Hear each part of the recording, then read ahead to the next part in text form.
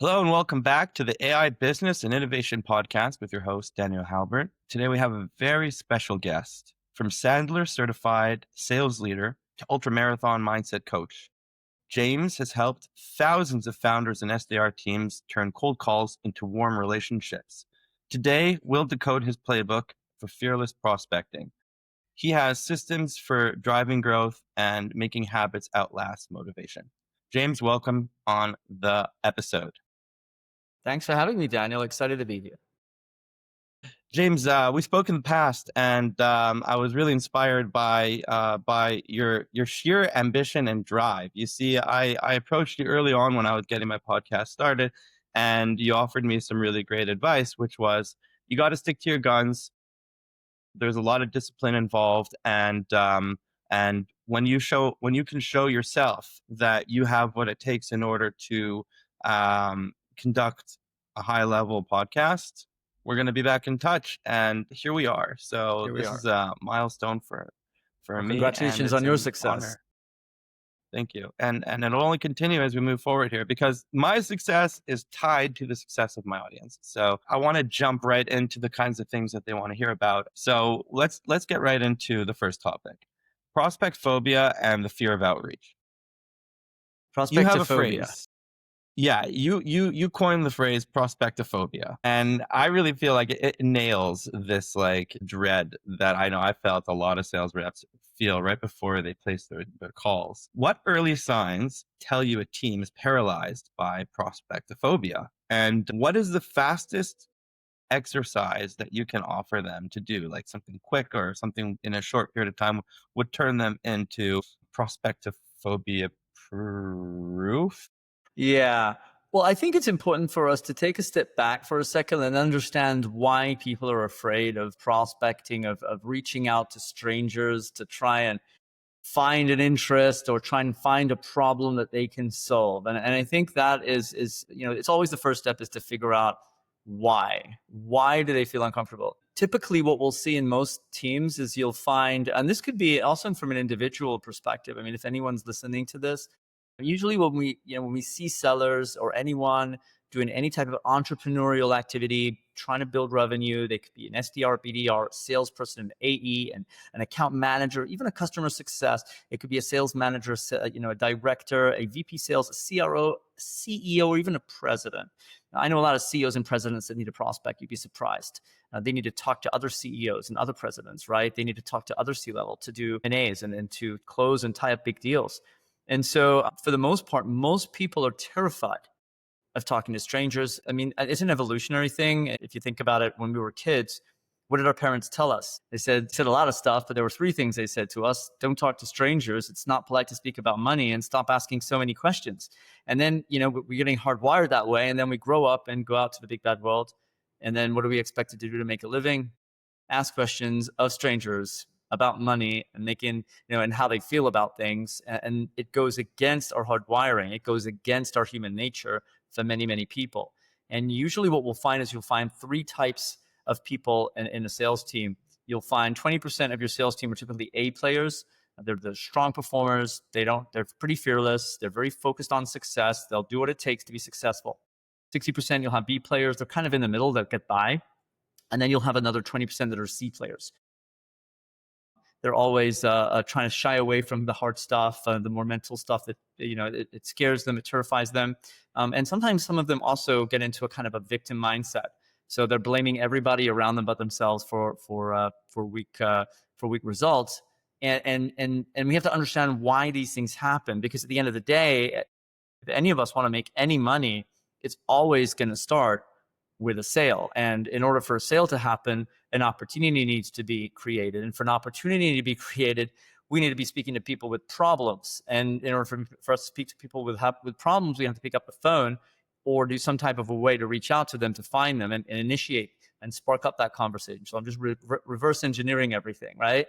So it all starts really from a conversation. And there are some people that will never make a phone call.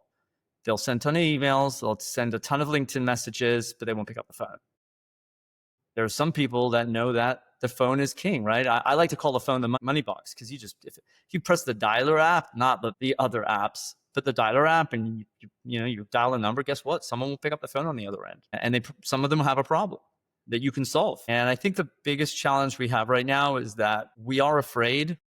People are afraid for different reasons. There are some people that are afraid because they've grown up in an environment where texting and social media is a way to communicate. They lack social skills. They might be a little more introverted, right? Or on the other hand, they might be extremely extroverted and they're scaring the crap out of whoever they're calling. They haven't found that right balance yet. So to your point, I think the number one sign that we would find is that people just don't reach out for real. They're hiding behind email, they're hiding behind LinkedIn messages, but they're not actually dialing and engaging with human beings. Do you think that it's something about as we grow up, we get programmed to not talk about money and to be polite, use your words respectfully, and not to talk to strangers? Um, these are all the things that you say we have to overcome in order to overcome prospectophobia. I'm trying to think now on behalf of the audience how we can bridge the gap between that childhood experience that programmed us and the person that needs to take advantage of the magic money box. How does he take his actual hand physically, take the line, make the call? Forget about actually closing the sale. We're just talking about overcoming the actual phobia. Why do people get into sales? It's a good question. I think the reason they're supposed to get into sales is because they enjoy talking to people and they enjoy solving problems. No, yeah. The number one reason I would disqualify someone from sales is when they tell me that they're in sales because they like people. People that get into sales because they like people are people that are trying to get their emotional needs met, meaning that they want to have conversations, don't want to sell. And people get into sales mainly, no offense out there, I'm sorry if I offend anybody listening to this, but most people get into sales because they have no other choice. Most people, no one grows up saying, oh, I want to be a salesperson one day. Oh, I want to grow up and become a salesperson. And very few people ever do that. Yeah. We either get into sales because we want to make money. We get into sales because we're not really good at anything else. We get into sales because we speak English, for example, in certain countries, and we know that that's a decent paying role for anyone who speaks decent English, or because we are business owners or involved in business in a certain way, and we have no choice but to sell. In my opinion, everyone sells in a certain way, right? I mean, everybody. Even, I mean, you have kids, and you want your kids to clean their room, then you have to convince them, right? And if you want your kids to eat their vegetables, then you have to convince them. Now, there are two ways of going about that. You can either be really critical about it, and then your kids are gonna hate vegetables for the rest of their lives, yeah. Or you could help them realize that those vegetables are super important to their growth and their nutrition, and for them to grow up to be strong, to be clever. Or you could threaten them. You ain't leaving the table until you finish those vegetables. Sound familiar, anyone? There are two ways going about that. Now, a lot of that stuff sticks with people, so they do grow up with a lot of this baggage, as I like to call it. And for some, it's challenging. It's a daily challenge every day. It's these thoughts and these loops. The brain is super interesting. There's something called neuroplasticity, meaning the brain can change and you have control over that. Many people don't realize that. And many people don't realize it can happen till a very, very, very late age as well. And so as sales professionals, I'm in the performance business. I help organizations and individuals outperform their goals. How do we do that? By helping them modify their behaviors over time. And so many sellers come in, or many entrepreneurs come into the game where they're selling from a very emotional place, from a very, I'm saying amateur place, but I say that with respect because, they just want to show their stuff and give a presentation, give a demo, give a price, and then hope. Hope is not a strategy. And people buy emotionally. They only justify their decision intellectually. If we don't understand the psychology of the seller and the psychology of the buyer and where they meet, we're probably never going to be aligned. We're always going to clash. Now, think about a seller that picks up the phone and gets a no and gets a no and gets a no over and over again and doesn't know how to sell beyond that no. What will that seller say to himself at the end of it? What will that seller say at the end of the day? Well, they say, I don't know how to sell. Probably learned hopelessness. I don't like sales. Oh, this sucks. I don't want to do this anymore, right? Or I'm so frustrated. No one wants this, and people are getting rejected, right? And then people don't like to get rejected. That's one of the biggest fears people's getting rejected. Guess what? Sales is about rejection. So if you're getting on the phone without knowing how to sell beyond the no. If your company has never trained you to sell beyond the no, if you've never trained yourself or invested in yourself to learn how to deal with rejection, then you're actually going into the game kind of naked if you think about it, right? You don't have the required tools to be successful. I believe that we have to set our people up for success. And same way you set up your R&D team for success and your marketing team for success and your financial team for success. It's funny, the salespeople are just, it's that team that you've never invested in. Very few companies realize that, right? And so what they do is they just have this whole hire and fire thing. They give someone a phone and a computer, and they say to them, here you go, and here's your goal. Please bring in 5 million in ARR. And then 6 months later, a year later, nothing's changed. There's no ARR. They fired this person. They brought someone else with the exact same problem. And they're going through this whole thing all over again without realizing, one, maybe we just didn't give them what they needed to be successful. And every company does this, and basically everyone's just getting everyone's recycled, burnt out salespeople. Does that make any sense? Yeah, we have to learn how to set ourselves up for success. If anyone listening to this is a professional salesperson or consider themselves as such, they should make sure that they have and they've acquired the skills that are necessary for them to be successful. And if there's an entrepreneur or a business owner that is hiring salespeople, they have to make sure not only are they hiring the right people, but they're also setting them up for success. And they're making sure that they have what's necessary to deal with rejection, to deal with the word no, and of course, book appointments, get appointments to stick, qualify opportunities, say no when necessary, and of course, how to close them effectively and elegantly too. Do you think that companies with sales departments that are going through these hiring and firing rapid cycles are considering the fact that they are a part of the ecosystem that are training the sales force that are being shared locally in the region? I don't understand the question. Meaning, in other words, you see these sales reps, they get burned out after they show up, they do what they can. They're not necessarily there because they want to be, as you mentioned. And then they get handed off to the next place because they're still in sales and they are local and they need to get a job. So they're getting passed around from company to company. And is it any surprise that the local success rate of the businesses is not where it should be, just as a group? I think And you what just are they doing? answered They're your own competing with each question. other. Exactly. And I think you just answered your own question.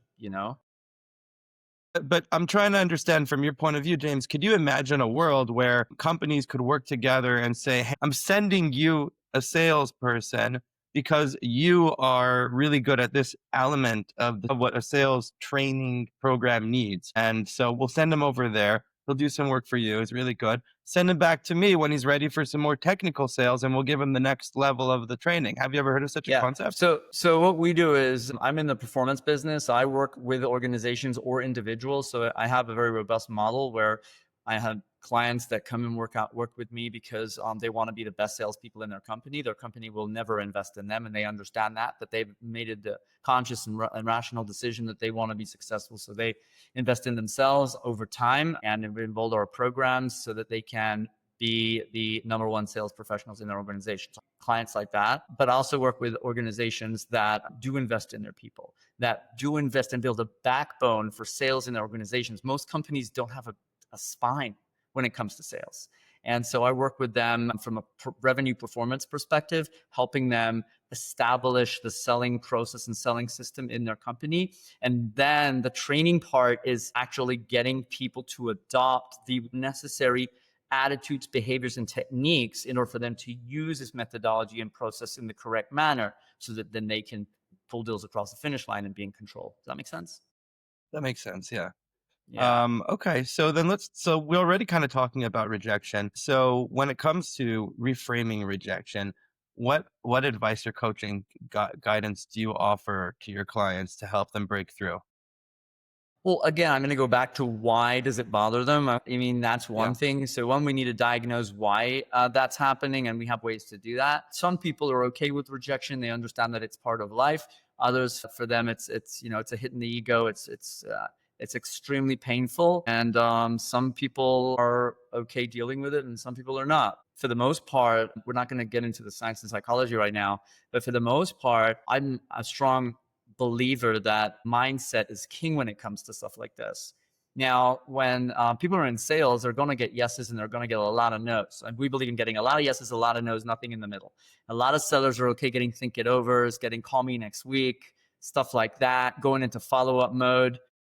All of that stuff is just a very slow no. So many sellers, what they do is they're okay with a think it over. When a prospect says to them, yeah, we're going to think about it. We're going to form a committee. Call me next week. Call me next month. The problem is that, they're constantly following up, but there's absolutely nothing. Does that make sense? So that's one thing to realize. And the second piece is, and the second piece to that is, I'd rather get a no than get a think it over, because a think it over is it's a slow no. It's just hopium. And I think there's prospectophobia, and then there's hopium.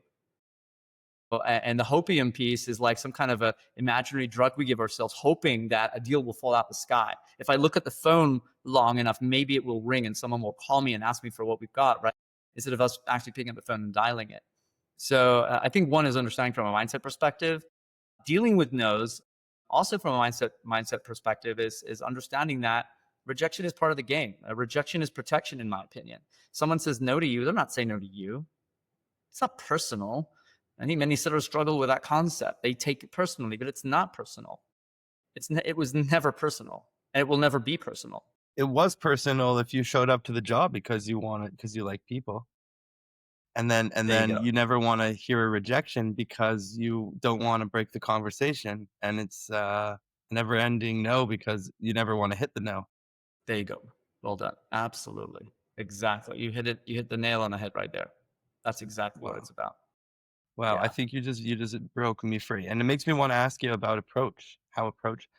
What the right frame of mind is for an approach for these kinds of matters. Well, I mean, the human brain has 70,000 thoughts a day. 87% of them are negative, meaning that most people will always say no first. If you ever go to the mall, walk into the first store, and notice whenever a salesperson walks up to you and asks you up front, "How can I help you?" What do you typically say? I'm good. Push them away. And so the human brain is hardwired for the word no. So from my perspective, anyone I'd call would typically say no first. That's their hardwiring. That's how, that's their instinct. They're just going to say no. The fact that they've said no doesn't necessarily mean it's over. In my world, in the Sandler world, a no is where it begins. So we go for the no, and then we start to sell. Or we get to know and we save our time, or we learn a lesson. I could get a no. I've gotten a lot of no's in my career, and I've learned a lot of great lessons from them. I also got a lot of no's in my earlier career, which I didn't know how to deal with, and I'm an idiot. I didn't learn my lesson, and that's too bad. I was too busy feeling sorry for myself instead of actually understanding what I could have done better. But once I've realized that, then every no has become an opportunity, either for me to save my time talking to someone who's either not qualified, because if they don't have a problem and they don't have any money and they can't make a freaking decision, I want that no now because I want to move on to the next guy. That makes sense? Sure. Are there different types of no's that you can get over time? Did you find that there are ways for you to achieve higher quality no's? What do you mean when you say higher quality no's? What do you mean by that? Meaning, what? Let's say when you were just getting started in the game, earlier on in your career, you hit a no and it can knock you out, and then you get a little bit more experience and toughen up, or you learn how to navigate and make a better approach and how to handle a no, and you start turning things around and getting yeses. Do you think that you're still going for no? And it seems like rejection is essentially 80% of the time or more, no matter what. And you're saying, well, let's make it 100% of the time a no. And even if, let's say, there is no, correct me if I'm wrong, let's find a no, because when we find one, then we can solve it. And that's what we do best. Exactly. So let's pretend you're prospecting. You speak to a prospect and you say to the prospect, we work with companies like yours. When they reach out to me, they tell me they're really good at what they're doing, but they feel they're not getting enough in front of enough good prospects, right? They're struggling. They're frustrated. They're worried. Others are telling me that by the time they do get their foot through the door, it takes them forever to close the deal. They feel that they're giving a lot of free consultation. They're giving a lot of information. They're giving a lot of education, but they're not getting a good deal. And if they do, they have to give up on margins, give discounts, and basically sell their soul to the devil to get that deal to be closed. But you're probably going to tell me, Mr. Prospect, that that's not happening in your world right now, right? What would you say as a prospect? Right. So now you put me in a yes or no position. You actually literally took me to the yes or no. forced me in a very short period of time to actually have to make my decision. Now I'm not able to delay. You're If I giving it. say to you, I don't want to talk about it right now, it makes me look like I'm an ignoramus and I don't know my industry. If I Why say wouldn't it you? is Why wouldn't you happening, want to talk about? Yeah, you know, why wouldn't you want to talk about it? I don't want to talk about it because for some reason you're trying to talk to me about it, right? So maybe there's something you want from me in relation to the state of the market, and now I am automatically trying to find my no. Didn't even realize that You can give me a no. that That's I'm trying to okay. do it. I would say there's definitely a problem in the market, right? There's Really, a I'm problem. surprised. Tell me Sure. more, and then I've got a conversation going. Okay, so at that point of so now, but aren't you playing a little bit on my emotions to is it okay? I am For playing example, 100% on your emotions. 100%. Yeah. okay, so how does that tie into People buy trust though? emotionally, they only justify their decision intellectually. Look, our job is to find a problem. Is that fair? Right. Yeah, Now, if you're up against a prospect that all they're trying to do is keep you away from finding the problem, what should you do? right. That would be you probably should get right to the source to save yourself I'm giving time. you the option to say no to me. Listen, Daniel, I'm giving you the option to say no to me. I'm not trying to manipulate you in any way. I'm giving you every single option Mhm. to say no. And I want So you to how can say you no. say that's manipulation? How can you say that that's manipulation where all you're saying you're I basically didn't all say you're it's doing is manipulation. I said it's not manipulation. it's not manipulation. Okay, so it can build real trust. Exactly. That's what this is about. It's about building real trust. And by the way, that's okay. If it's a no, tell me no. I'm happy to move on. You know, when you pick up the phone and call a jerk and they're angry and mean and rude and they yell at you? I love those guys. They're my favorite. They're the easiest to flip, by the way. The easiest to flip. I'm not going to get into why right now. You have to invite me back for that. It's a whole conversation. They're the easiest to flip. And two, if they're such jerks, they're actually doing me a favor. They're telling me, hey, dude, I'm a jerk. You deserve better than me. Make another dial. The good guy's on their way. I'm not for you. You deserve better. Remember, rejection sometimes is protection. And should you take people for what they say on face value in that situation? I feel like here we're reading the no as it's kind of like the no, not an end in itself. No, okay, it's a no as a means to a yes. And so, are we looking here and we're just rereading the no as a means to a yes? It's an extended yes that starts off with a certain level of uncertainty. It's due diligence. You're giving your prospect an opportunity to open up some due diligence, to do a little self-awareness, to get in touch with what's happening. Are they really you're showing up to give them a lifeline because they are on their own most of the time and you're not really there and you could be there for them, right? Here's the chance to actually communicate about what issues are going on in your life. It's almost like God sent me here to help you, just to fix your problem, right? I don't know, Something like whatever that. they I think. don't I'm know. not Everyone trying has to. their own angle. I'm just saying that I'm not here because I'm trying How many to. times have you picked up the phone and called someone and they said to you, my God, I can't believe you called me. I was just thinking about that. Yeah, Right? that never Make it happens to their me idea. actually. Really? Well, you're not making enough calls then. It depends what I'm calling about. I think people usually tell me, Daniel, we understand like maybe 10% of what you're saying, the other 90% just goes right through. But that's cool, because my goal is Oh, to yeah. connect But do you know on why that. that? By the way, do you know why that is? Why? There's a reason, scientific reason that what you just said is happening. So the human brain will only remember 80% of what someone else has. 80% will not remember 80% of what someone else has said. So when you talk to somebody, they will only remember 20% of what you say. That's how the human brain works. But they will remember 80% of what they say. Ever heard of the ratio 20-80 in sales? That's why. The buyer will not remember 80% of what the seller will say. That's why the seller has to learn to shut their mouths and ask great questions and get the prospect to talk. Because the buyer, the prospect, will remember 80% of what they say. Wow, so you wanna get the prospect to talk about your product so About their that they problem, remember it. about their, not even about my product, about their problems. They don't care about your product. They don't care about your product. They don't care what you've got. They care about their own problems. The problem is that most sellers struggle to keep their mouth shut. That's where I come in.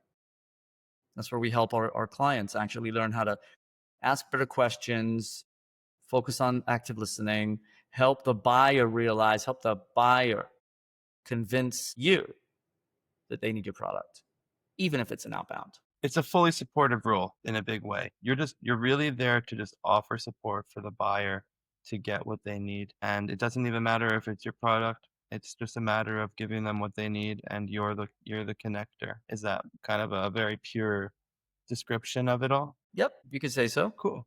Absolutely. Okay. Okay, awesome. So let's talk about process. Let's talk about process, not pressure. Negotiating from strength. You say lead the process and price follows. What does a pressure-free discovery call sound like? And what KPI proves that it works? Well, I think we need to ask ourselves, what are we qualifying on? What needs to happen for someone to buy from us? Okay, so if what needs to happen for somebody to buy from us is going to we have two variables here. We have price and we have process. So we have we have Yeah, to forget balance between the price. two. Put the price piece of heart. Yeah, forget about price. Forget Everyone about it, eh? focuses on price. Yeah. Price is probably the most unimportant thing. Everyone thinks it's the most important thing. It's just probably the most unimportant thing. What do you mean? I thought price was the most important part, James. I don't know what are you talking about. Important to who? Important to who? To the buyer. Doesn't the buyer just want to make sure that they get the best deal in the market, and that does the job without them having to think about it ever again? So what you're saying is they'd rather buy a cheap solution that can't fix their problem, is what you're saying.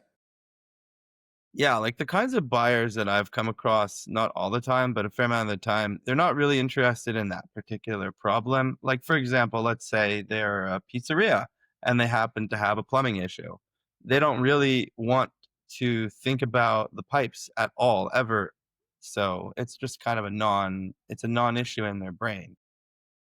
Well, will they invite in a crappy plumber to fix their pipes so that their pizzeria will be full of shit in like 10 days? Or will they pay premium to get someone to make sure it never happens? Feel like the mindset of that person is, I want to get the one that gives me the amount of quality necessary to get the job done for the best price possible. And it's always going to be starting off with what's solving the problem and then what's the best price. And if they're responsible, they're going to call a few of them and they'll do some price comparisons and they'll try to get the right one. Okay. Well, again, that's because you're getting commoditized. And in your world, perhaps that might be happening. And you might be saying, or any seller might be saying, oh, that's okay. Because guess what? Maybe that's how mom and dad bought. Let's check every option. Are you sure you checked all the options? Oh, yeah.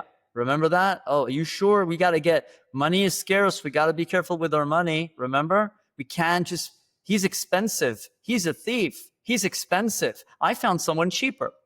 So you grow up with all that stuff, and what do you think about? Oh, I got to commoditize. I got to look for the cheapest solution. That drives the market in a way, though, doesn't it? Isn't it kind of funny, like Alibaba, like all these like wholesale markets, like they're all trying to. When you buy something on AliExpress, how long does it last?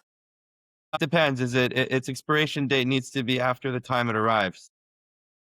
Yeah, you know what I'm talking about. Come on. Yeah, it's not meant to last. You're talking to me a lot about commodity stuff. Let's maybe talk about some unique value stuff. I mean, this is an AI business podcast. Yeah. Let's talk about AI solutions and business solutions, right? And I mean, think about it. Is that a commodity or is it a unique value or a consultative sale? What kind of a sale is an AI solution? Well, it really depends, right? Depends what problems that they're to solve. Make sense? It makes It's sense. never It makes about it makes a price. lot of sense to me. The price will come. I mean, I feel The like question we're is, wading what is the through it. Yeah. There's so much BS out there, again? and there are so many factors involved in a person's. It's all a mental game. Like I'm going through this mental game here, audience, with a real master. You see, I'm trying to find some kind of an excuse to give myself the freedom to say, oh, a sale is this or a sale is that. Oh, I know what it is. I summed it up. I'm the master. I learned everything I needed to from James. I can call So it. you're asking me to validate you're asking me to validate your comfort zone. Is that what you're asking me to do here? Sorry, I'm saying I won't do it. tried. I tried to do it only because I needed to feel what it would what it's like as to be a client of yours, and to see how quickly you could snap me out of the haze, you know, because there's such a haze in the Okay. mind of so many, and I feel like tremendous clarity even even over virtual video, that you're able to give me such an extra power boost. Literally, like I'm like fired up from communicating with you, and I just like Could you I don't imagine what it would generally be if do you, it. could you imagine what No. would happen if you part from some money and actually work with me as a client? Oh my God, you'd be on fire all day. I'm kidding. I'm having We're some gonna fun. make sure to put your link in the description and everything. 100% we're gonna be following up on this. All right. Okay, so So yeah, we'll to your jump to the next point, topic. 5 things need to happen for. Hold on. I'm just going to answer that. The original question was what needs to happen for it to be a good pressure-free call. 5 things need to happen for your prospect and buyer to buy from you. They have to trust you. They have to feel comfortable with you. They have to have a problem you can solve. They have to have money, time, money, and resources you can use to help them solve the problem, and they have to be able to make a decision. If any of those 5 are not happening, you're probably not going to get an opportunity that is closable. Wow, okay, How do you that's uncover clear. that? Again, reach out to me on LinkedIn, book time with me, guys, and anyone who's heard that and want to figure out how to do it. That's what we help you achieve. Amazing. Okay. Make sure to do that, everybody. Check it out in the comments. Also, don't forget to like and subscribe. Also, you could check out James on LinkedIn as well. And you can check out his prolific writings and work. He's a big contributor online, and there's plenty you can benefit from him. This is more of like an introduction. So let's jump into Sandler's BAT triangle. In 2025, the behavior, attitude, technique has guided you since your earlier days with Sandler. Which corner of the triangle would you say breaks first when sales quotas spike, and how do you repair that? The BAT triangle is basically the philosophy of which Sandler basically resides. And we believe in order to be successful in sales, we need to combine 3 areas: behavior, attitude, and technique. The behavior are the actions we take, the goals, the plans, and the actions we take. Attitude is the mindset, the belief system we have, and how we, as sellers, see the world, see ourselves, see our marketplace, see our company, see our products. And the technique are the actual skills, strategies, and tactics we use in order to execute the Sandler selling system. And to your point, when people are plateauing, where they're reaching a spike, most sellers like to take their foot off the gas and say, "Oh, I worked so hard, I deserve a rest." And so what they do is they take their foot off the gas and then they plateau. Don't know if that sounds familiar to you. And that's typically a behavioral issue. And so many times it could either be a behavioral issue or it might be a mindset issue, right? So someone will say, "Yeah, I'm just going to take the day off tomorrow. I'm not going to do the behaviors." Then it's a behavior issue. Or someone would say, "You know what? I'm really good at what I'm doing. I need a rest," and it's a mindset issue. Or everyone's bought for me this month. There's probably not anyone else that wants to buy this stuff. That's a mindset issue. That makes sense? So many times people look for reasons to slack off, usually when they hit a little bit of success. And many sellers that I talk to, many sales professionals, and I don't know if this would resonate with many people here, but many people tell me that they feel stuck. They feel like they're basically just going through the loops and they feel stuck in life. They still feel stuck in their career. And some people say to me, "I've got 10 years of experience in sales." And after having a conversation with them, "Listen, I don't think you have 10 years of experience. I think you have 1 year of experience 10 times over." So they're constantly living in this ongoing loop. And most of the reason is because of the mindset stuff. So remember, I said earlier, we have 70,000 thoughts a day. 87% of them are negative. They're yesterday's thoughts. And one of the reasons many sellers feel stuck is because they're constantly thinking the same thoughts they had yesterday, if that makes any sense. They're not developing better, stronger mindset, better resilience, looking for ways to be stronger and better and growing. And they're actually leaning back on a comfort zone. So if things are spiking, it's usually, and then they're plateauing, it's usually because they maybe got a little lazy. They want to take a break. They want to take their foot off the gas. But guess what? Sales, sometimes you can't afford to do that. So that's probably one of the reasons. And so like what kind of solutions, like how do you repair somebody when they find themselves in the situation where they're plateauing, and like and they don't seem convinced? I guess part of the problem is that like you're talking to somebody who's telling you they need a break, so they're saying they're like burnt out, or that they've done their quota, and you're trying to explain to them that no, this is like where the real growth is about to happen, right?